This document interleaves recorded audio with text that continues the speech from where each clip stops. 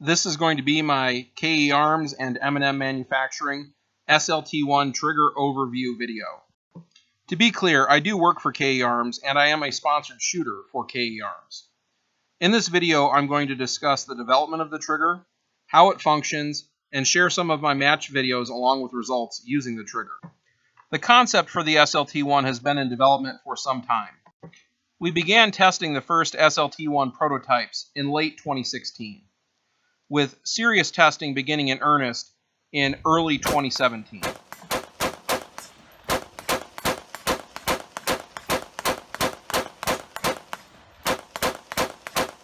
Pre-release testing of the SLT-1 included shooting 5,000 rounds of 5.56 through a traditional AR-15 platform, 5,000 rounds of 9mm through a blowback AR-15 platform, and 5,000 rounds through a Sig Sauer MPX. The MPX was of particular interest due to its reputation for damaging other match trigger groups on the market.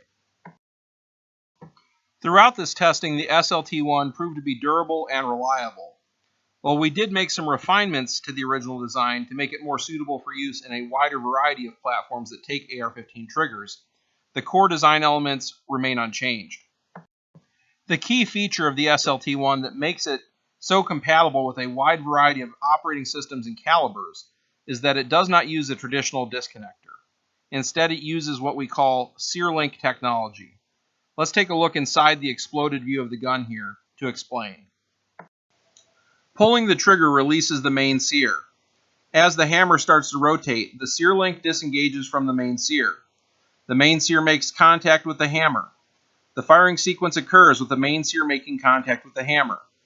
The main sear is already able to catch the hammer. The hammer is cocked by the bolt carrier group, and main sear engagement is reconnected. As the shooter moves the trigger finger forward, the SearLink is reset. This system has several benefits, the first of which is that energy transfer from the bolt carrier group to the fire control is eliminated. The hammer is simply pushed out of the way as the bolt carrier cycles. The hammer does not crash into or impact any other components of the fire control group. The second benefit is that the safety selector may be applied with the hammer forward. This allows the firearm to be placed on safe whether clearing a malfunction or during any administrative action, reducing the chances of a negligent discharge. The third benefit is that with the operating components of the trigger isolated in the forward front section of the housing, the trigger is less susceptible to dirt and debris than more traditional designs. Using our products in action shooting matches is part of our ongoing testing.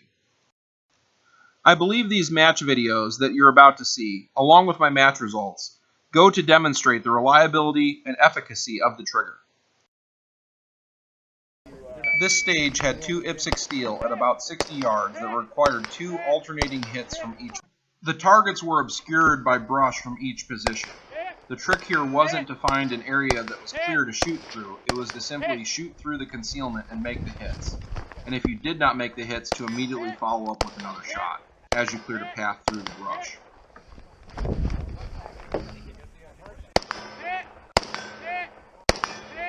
Speaking of clearing paths, sometimes the most efficient way through a stage isn't down the beaten path. I had the fastest time in armored and overall on this stage.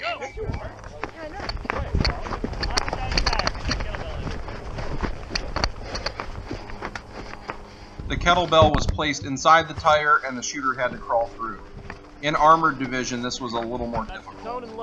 You may notice my camera got hit and knocked out of alignment. The target is a 12-inch steel gong at about 100 yards. The shooter is limited to 6 rounds from each position. Reverse kneeling and supporting off the cone was the most efficient way to shoot this portion. A miss is worth plus 10 seconds, so slowing down and making sure that you got 100% hits was the strategy to take on this stage. I actually had to slow down my cadence of shots from the prone here because the target was turning too much side to side, and I did not want to risk a miss. With 100% hits, I was first armored and second overall on this stage. In the end, I placed first out of 15 in armor division and first out of 60 overall. By this point in the match, with stretching in between stages, I felt like my leg had loosened up enough to push it a bit on the movement speed to these barricades. At this barricade, there was a target on the left side and a target on the right side, and they must be shot from the corresponding barricade port. Transition speed port to port was what saved a lot of time on the stage. I stayed standing all the way through the first 3 levels of ports, and only went to kneeling for the bottom 4 ports. This allowed for more efficient movement from position to position.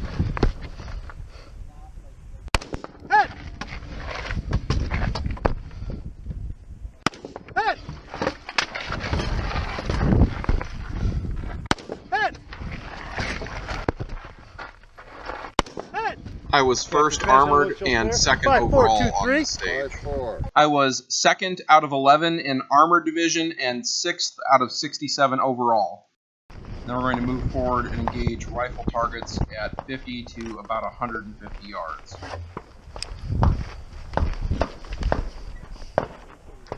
Hit! Hit! Hit! Hit! Hit! Hit! Hit! Hit! Hit! Hit! Hit! I was first in stealth on this stage with 100% and 4th overall with 86.43%. Getting 100% hits for every shot fired was also notable on this stage. This stage began with engaging a clay target hanging at 30 yards. These target engagements are a good example of how fast you can run the SLT-1 trigger. With 4 stage wins and 1 second place, I took first in stealth division. Overall, I took 4th out of 89 shooters.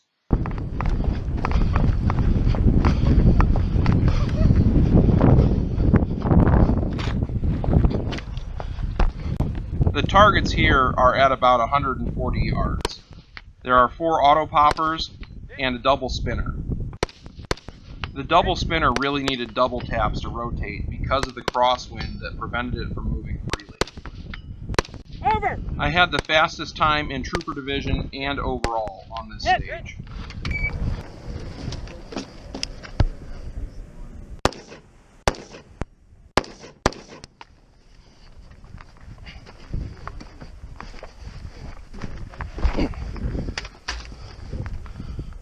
There is a double spinner in this position at about 50 yards.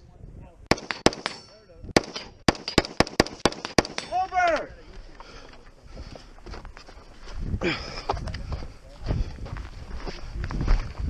You may notice I transition between these trenches cautiously.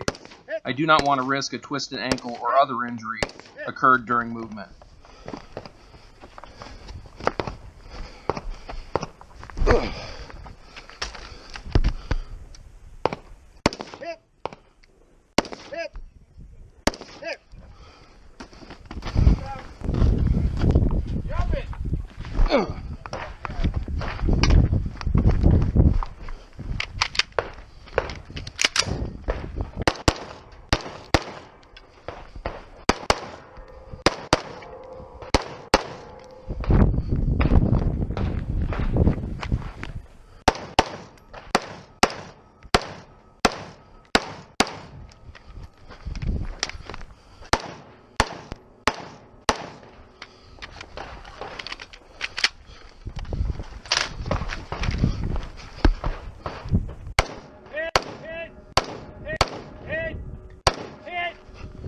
We got 3 targets here to shoot at.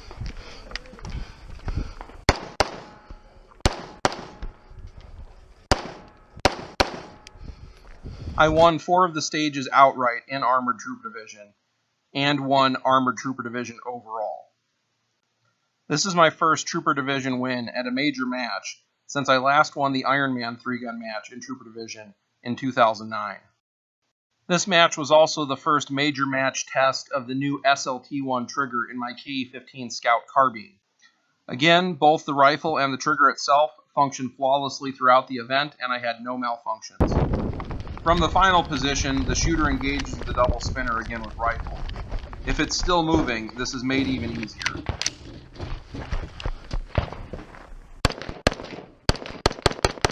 Neutralized! 3-4, 4-6, clean, unload, show me clear. I won this stage in armored and overall with a 15-second lead over the next closest shooter. In the end, I was first out of 10 in armored division and first out of 56 overall. Burn it, Russell, burn it! Running up the hill here, there are 5 targets at 70 to 150 yards. They must be shot twice each, but not double tap. So I take the first 2 targets given the angle they must be shot at, shooting the first target, the second target, the first target, the second target.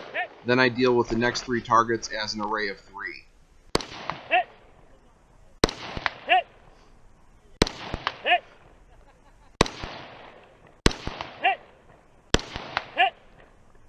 I was first armored and second overall on this stage.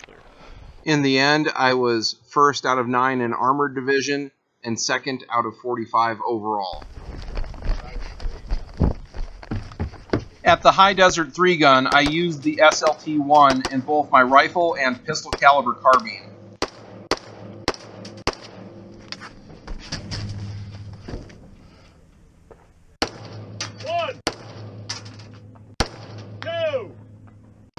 There are 2 rifle steel at 200 to 250 yards and a double spinner at about 100 yards.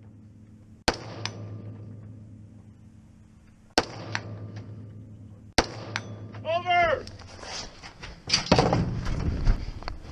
Step back left on the line. This particular spinner had holes through it to increase the challenge, but it really didn't make a difference for me. The Polish plate rack must be engaged through the windows of the SUV. I proactively reload before engaging the remaining targets under the SUV.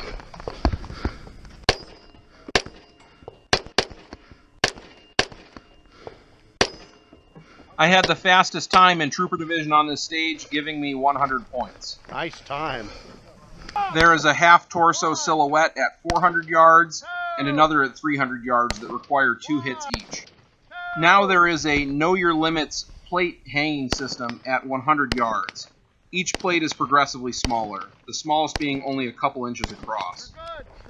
The only target that required an extra shot for me was the smallest.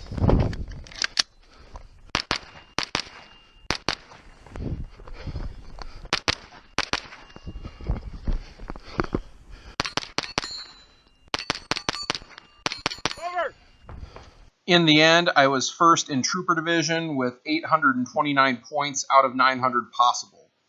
The SLT-1s in both my KE-15 action carbine and KE-9 9mm pistol caliber carbine both ran flawlessly.